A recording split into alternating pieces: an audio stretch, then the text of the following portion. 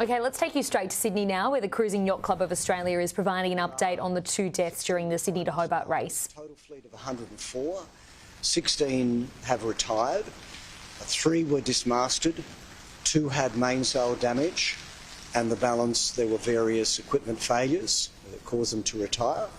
But we still have 88 sailors 88 boats that are continuing in the race. There is one good story that I heard overnight. On the boat Poco Rosso, a person was swept overboard. That is one of the most terrifying experiences that you can have, and this was at 3:14 a.m, so it was at night, which makes it tenfold more scary. Fortunately, there are developed systems and procedures to cater for that situation and to retrieve the person.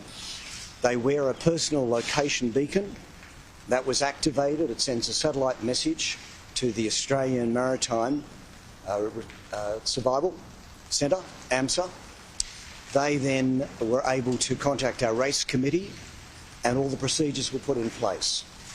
The boat was able to start searching for the person. They had, we believe, been washed about 1.2 kilometres away from the boat. AMSA set out a plane to start searching. New South Wales Police were ready to dispatch a boat and a helicopter, and a boat in our fleet was diverted to try and help with the search. And fortunately, the boat from which the crew member fell was able to retrieve that crew member, and they are healthy and well. Prefer not to have the experience, but they're healthy and well. So that's a good news story. Happy to take any questions. There's been a lot happening over the last 24 hours, so can you describe the weather situation Sure. at the moment outside? Okay, the weather situation. So currently there is about a 25 knot northerly wind. Being a northerly wind, it is behind the boats and pushing them down the coast.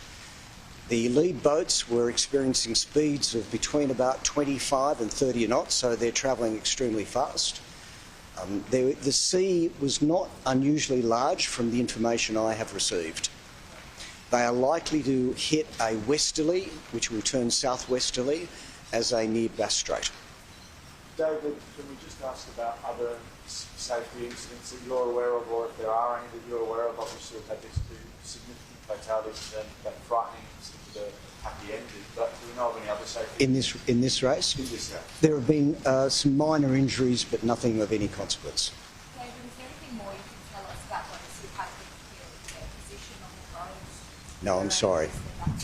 I have no information on that. Have their families been notified? I believe so by now. David, was there anything that could have been done to have prevented these incidents from occurring? Until there's an investigation and we find out exactly what happened, it's difficult to know. The club will do an investigation. We always want to improve safety wherever we can. So we will do an investigation, and if there's something that boats can do to try and prevent this happening, we will implement it. When you say that there will be an investigation, I know that the Flying Fox Arctos boat especially is quite an amateur crew. Will that play a part of the investigation? We look at everything. But when you say they're an amateur crew, there are very specific safety requirements we have. So half the crew must do at least one Category 1 race, half the crew must do a sea survival safety course, and the boat goes through a full equipment audit. Is there any suggestion that the race should be called off after No, deaths? no. The race will continue. David, a few days ago, the forecast was boat-breaking weather, quote, the question was, and you said it was. Should anything be done to the race and be cancelled ahead, given that we knew that forecast? Okay, so the forecast it's not an extreme forecast. There were strong winds, so we have the Bureau of Meteorology come and give 2 race briefings, one a few days before and one on the day of the race. And the forecast was strong winds to gale force winds. These fleets can handle those winds easily. They're ocean races, they're used to those winds. It was not extreme conditions. I'm sorry, I'll take 2 more questions. So somebody who hasn't asked a question? Okay, you were first. David, just and then I'll come to you, Miles. David, I know that... Oh my God, I just lost my train of thought. I'll go to Miles while you're thinking. Miles. Has the CYCA spoken to anyone from either of the vessels, either yourself as well? And if so, can you just tell us a little bit about how these vessels and the teams around them are going? There will have been communication between the race director and those vessels, but I can't tell you exactly what that conversation was. Obviously, to find out what was the situation, what help do they need, all of that support was given to them. Can you tell us how the Sorry, I've got this young. No, yes. Can you tell us how the crews on board those boats, which we've seen death of one of the sailors, how they're faring at the moment? Are they pushing on?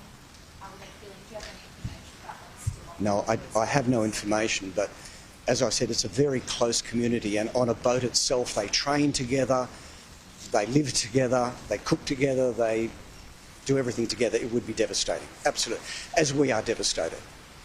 So thank you, everybody, for your interest. It's a truly tragic situation, and yeah, it's just tragic. Thank you.